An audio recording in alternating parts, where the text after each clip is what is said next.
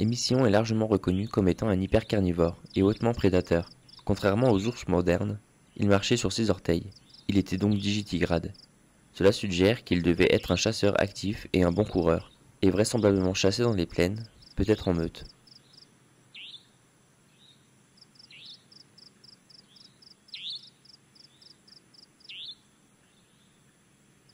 Cretzoearctos est le groupe ancestral des pandas géants selon les archives fossiles d'Espagne.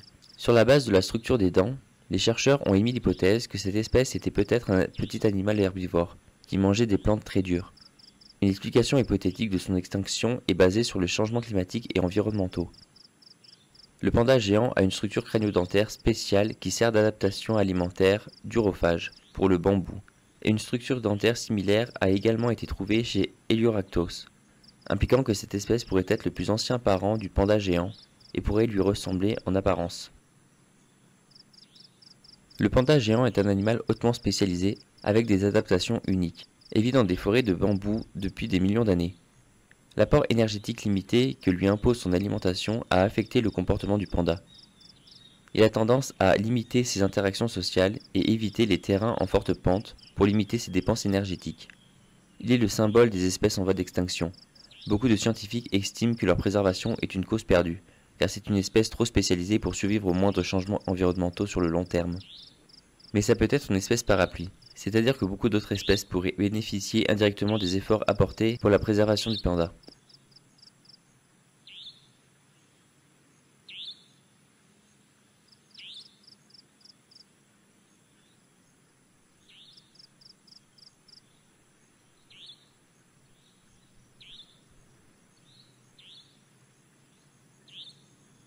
L'ours à face courte est considéré comme l'un des plus grands mammifères carnivores terrestres connus qui n'ait jamais existé. On a émis l'hypothèse que leur extinction coïncide avec la période de refroidissement global du Trias récent, une courte période géologique de glaciation qui précède l'Holocène. Ils se déplaçaient dans un mouvement rythmé comme les chameaux ou les ours modernes, ce qui les rendait plus construits pour l'endurance que pour la grande vitesse.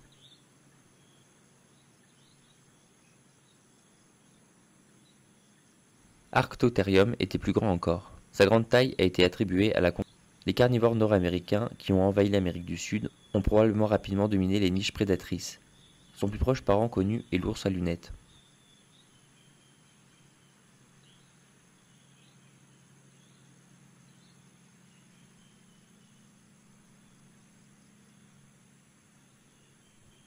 Les ours à lunettes sont l'une des espèces d'ours existantes qui sont habituellement arboricoles.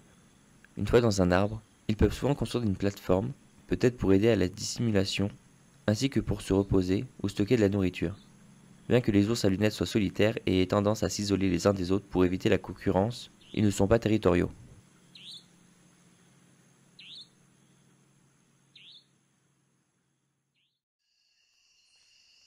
Les ours lipus marchent dans un mouvement lent et chancelant, leurs pieds étant posés dans un mouvement bruyant et battant. Ils sont capables de galoper plus vite qu'un humain. Ils les attaquent d'ailleurs parfois quand ils empiètent leur territoire. Historiquement, les humains ont considérablement détruit leur habitat et diminué leur population en les chassant pour se nourrir. Ils ont été apprivoisés et utilisés comme animaux de compagnie pour les cirques et autres spectacles.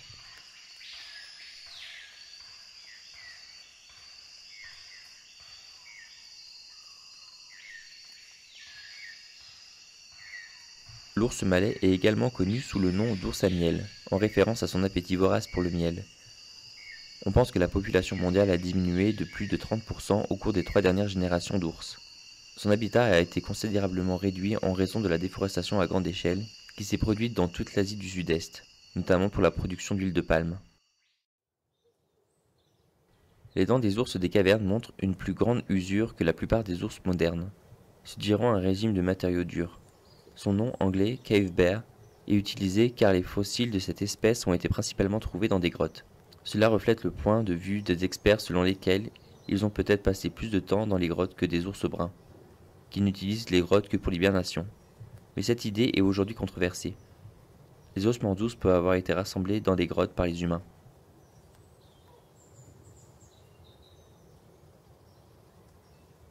Les ours noirs américains vivent généralement dans des zones largement boisées, mais quittent parfois les forêts à la recherche de nourriture. Ils sont souvent attirés par la communauté humaine en raison de la disponibilité immédiate de nourriture. L'ours noir américain est l'espèce d'ours la plus commune au monde.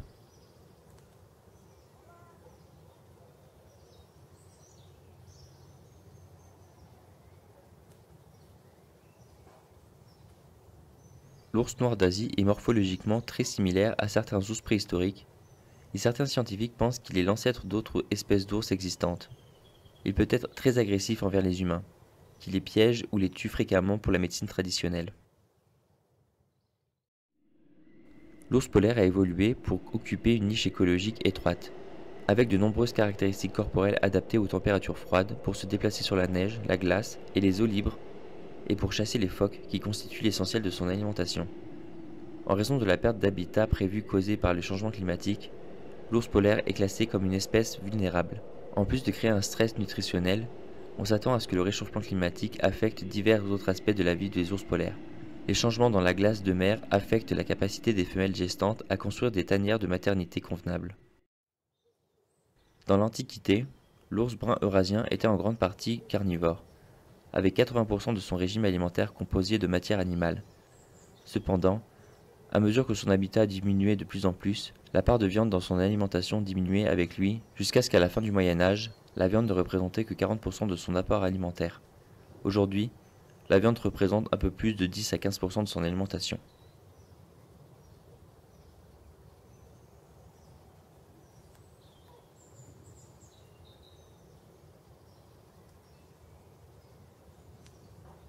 Le grizzly a plusieurs relations avec son écosystème. Une de ces relations est une relation mutualiste avec des plantes à fruits charnus.